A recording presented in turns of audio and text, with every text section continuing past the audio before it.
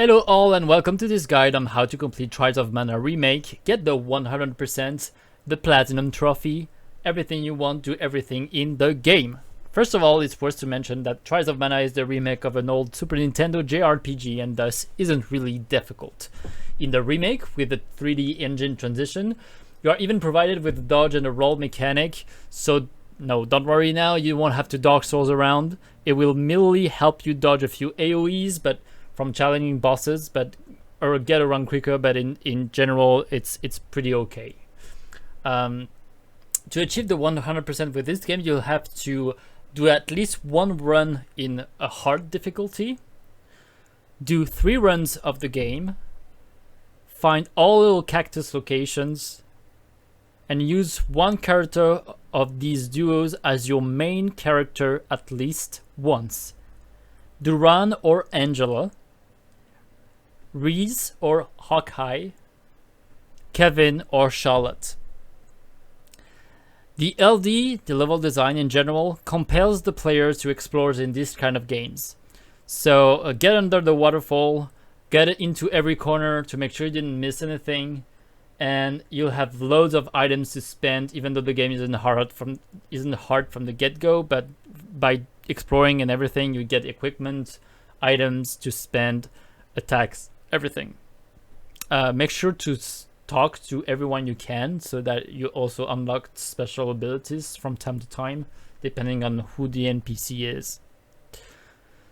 Now, for the 100% achievement specifically, through your first run, you'll get the all the progression achievements that are quite easy to obtain, such as finish chapter 1, 2, or 3, get all stats maxed out with one character, etc. On the first run, I recommend the most OP and easy to handle team to start with, which is Kevin, Angela, and Charlotte. Even though Kevin's final boss, is quite challenging, he's the strongest physical damage dealer in the whole game. You can focus on smashing and punching with him, and you have no problem against anyone, especially when he transforms. For the resistant bosses, then you'll have Angela, who can obliterate pretty much anything by the end of the game with her spells. So let her focus on spirit and magical attack with skills and spells, especially holy bolts and stuff like that, and you'll have a good time. Finally, Charlotte will. If you build her towards healing classes, will sustain you regardless of what you're dodging or not dodging. She's a very strong healer as the cleric. I think is the last tier of healing class that you can have. So support Charlotte, even though she is surprisingly strong in physical damage. Support Charlotte also works really well for the first run, especially on hard if you're worried that you are gonna die too quickly. Note that the AI characters are pretty dumb, so I'll always set them to supporting, healing first, not using moves necessarily, but you can, and not attacking and being too aggressive or they're gonna die too quickly. Please note that you don't need to have a character as your main in order to complete her story for the achievement displayed here. For example, you can complete your first run with Kevin, Angela, and Charlotte. Even though Kevin would be your main character in that case, you will still get complete Angela's story and complete Charlotte's story as an achievement when you finish that run. On your first run, you should also get to level 99 if possible. It's possible in the 6th chapter, in the endgame dungeon, the big mega dungeon from Anise, the Evil Witch, which you would need to beat on hard at some point, by the way. And in the snowy ice castle that is the replica of Angela's hometown, you'll get a spot in the courtyard where you can just go around the center square and farm mobs that are reappearing forever in order to get to 99. So that way you'll get all the stats maxed out on one character, all the possible skills that you can have on it for this run, and get tons of seeds and items for the next runs as well. For accumulating lucre, I found that the usage of the items granting you bonus lucre wasn't mandatory, since the grind for level 99 is already pretty lucrative in its way. You can use the XP slash lucre bonus items that are there by the end of the game if you want to. It's not necessary. If you use New Game Plus too, you get these achievements quite easily. Don't forget that you have to buy Nitromite from the dwarf when you ask for 5k lucre, I think, right off the bat before you try to negotiate, because there is a missable achievement that you have to get by just buying it outright without negotiating or liberating the gnome before you get Nitromite for free. If also you are confident on your first run, even on hard, you can try to confront the Black Rabbit, which will grant you an achievement. If you need guidance for the Black Rabbit, especially for finding it, I will try to show it in the video here, or there is a guide on Steam for finding and fighting it.